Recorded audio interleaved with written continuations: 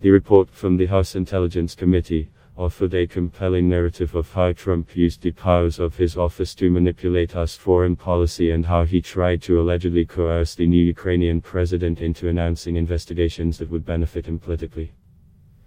Here are 5 takeaways from the report, which will be on full display in the coming days, as Democrats hold more public hearings about the findings of their investigation. Critical phone records were subpoenaed. The Democratic report largely rehashed weeks of public testimony and private depositions from key witnesses. But there was at least one major surprise: House Democrats subpoenaed phone records and uncovered new details about how Trump's allies coordinated their Ukraine efforts.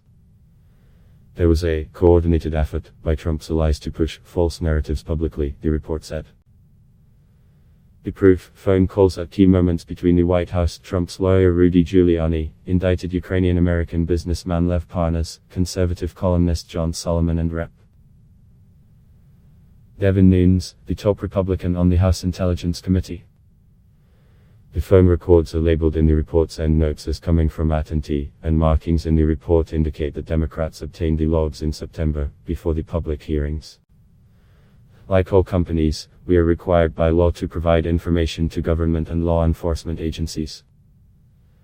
In all cases, we ensure that requests for assistance are valid and that we act in compliance with the law, said Jim Greer, a spokesman for @&T, which owns CNN. It's unclear why Democrats didn't showcase this information earlier in their investigation.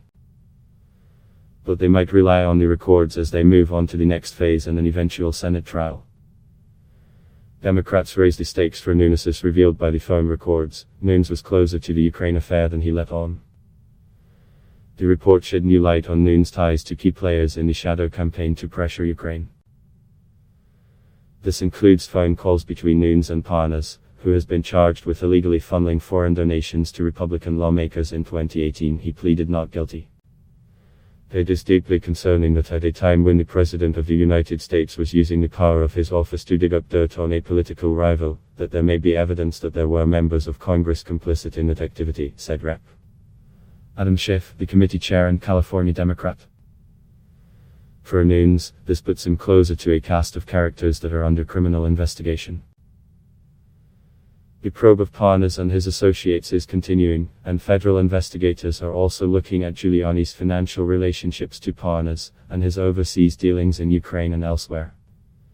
Nunes rebuffed multiple requests for comment from CNN after the report was released.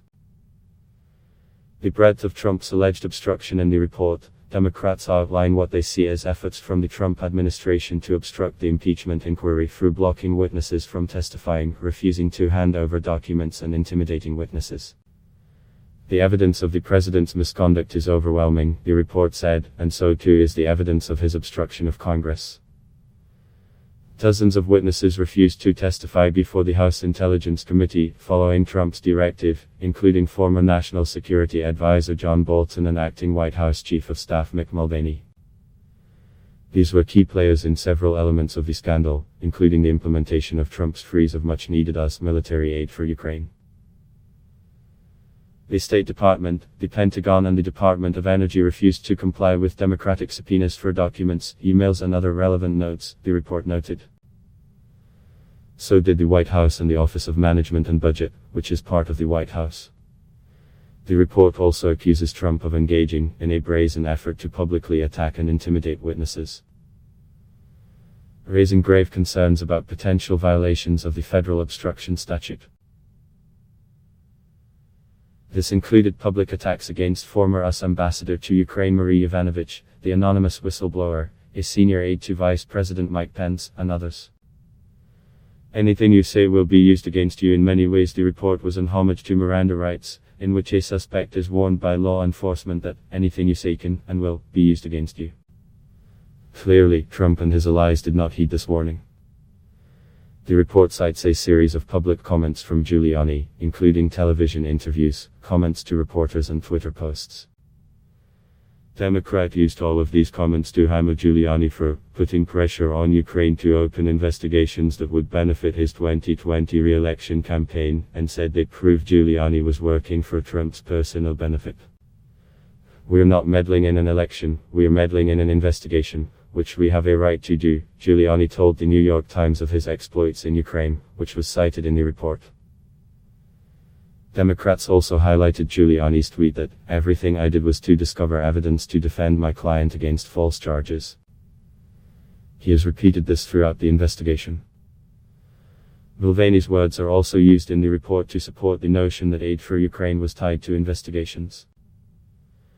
They referred to his watershed press conference in October, where he brazenly admitted the quid pro quo and said the press should get over it. The report also points to Trump's own words to lay out the case that he did, in fact, want Zelensky to investigate the Bidens. In the Trump-Zelensky call on July 25, Trump asked for a favor and went on to discuss the investigations into his political rivals, including the Bidens. The call record alone is stark evidence of misconduct, the preface of the report said. What about the whistleblower? Throughout the reports, Democrats make reference to the whistleblower, who filed a complaint in August about Trump's phone call with Ukrainian President Volodymyr Zelensky, where he pressed Zelensky to launch investigations into his domestic political rivals. But Democrats didn't bring up the whistleblower to discuss the complaint, which is what untimely led to the impeachment inquiry in September. This stands in contrast to the report from House Republicans, released on Monday, which is filled with criticism for the whistleblower. Democrats only mentioned the whistleblower to accuse Trump and others of obstruction.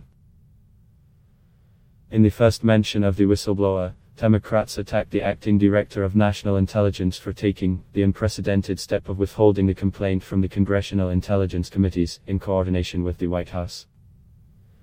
The report devotes several sections to lay out how Trump allegedly attacked and threatened the whistleblower by questioning their motives and publicly encouraging the press to reveal their identity. The whistleblower is legally protected from professional reprisals.